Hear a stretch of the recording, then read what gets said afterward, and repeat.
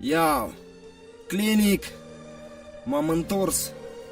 De fapt, nici nu am fost plecat nicăieri, doar că am rătăcit puțin pe drumurile vieții. Așa e.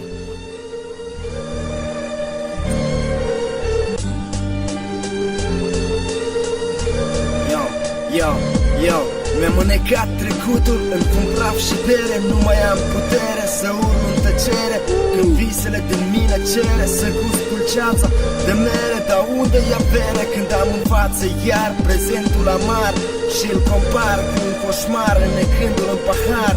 Dar e în zadar că mă nec și eu în calvar. Destinul pute, soarta pute.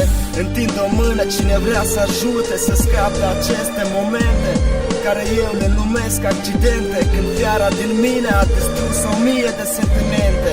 E târziu deja, trebuie să părăsesc aceste drumuri, altfel vă rămâne praf și scrumuri.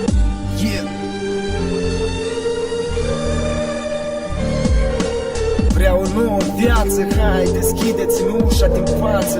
Vreau un soare de dimineață, hai, dați-mi ultima speranță să văd lumina pură, nu doar din partea asta dură. Vreau o nouă viață, deschideți-mi ușa din față. Vreau un soare de dimineață, hai, dați-mi ultima speranță să văd lumina pură, nu din partea dură. Umblu mai mult beat, spart, drogat, afumat, văd totul colorat, dar nu e adevărat. E negru întunecat, e rece înghețat și sunt aproape îngropat. Am multe de învățat, viața nu se încălzește cu felul de călcat. Și e adevărat, drogurile te fac de căcat. Știu asta de când nu le-am încercat. Dar de ce m-am apucat de fumat? Hai spuneți, băieți, dați poveți, cum să-ți fumezi viața când ai mai multe vieți? Uite, bătrânii fac coada la spital, dar eu cum am devenit propriu criminal? Cum? Nu gata, vreau să simt pământul, nu mai vreau să zbor. Punct, pas, adio, ies din decor. Pa. Vreau o nouă viață, hai, deschideți-mi ușa din față. Vreau un soare de dimineață, hai, dați-mi ultima speranță să văd lumina pură, nu doar din partea asta dură.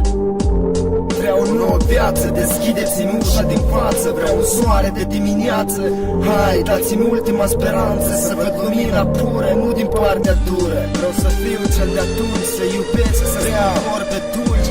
E simplu, aproape nimic, vreau să fiu adevăratul clinic. Trebuie să mă ridic, restul mi-am fost inamic. Hai să șterg totul cu burete, ca mai târziu să nu dau regrete. Că știi bine, când ziua ce vine, fiica mea vreau să fie mândră de mine. Să ies cu ea la o plimbare, să mă bucur de o rază de soare, să-i zâmbesc în ochi și față și împreună să ne bucurăm de viață. De seara până dimineața, să ne jucăm cu praf și roe. O zi, un an, încă 10 și încă 9. Vreau asta și asta-mi cer, când să vreau să fluier, să fluier. Aha. Viața asta e ca o pistă, trebuie să înveți să o cunoști, să o alinți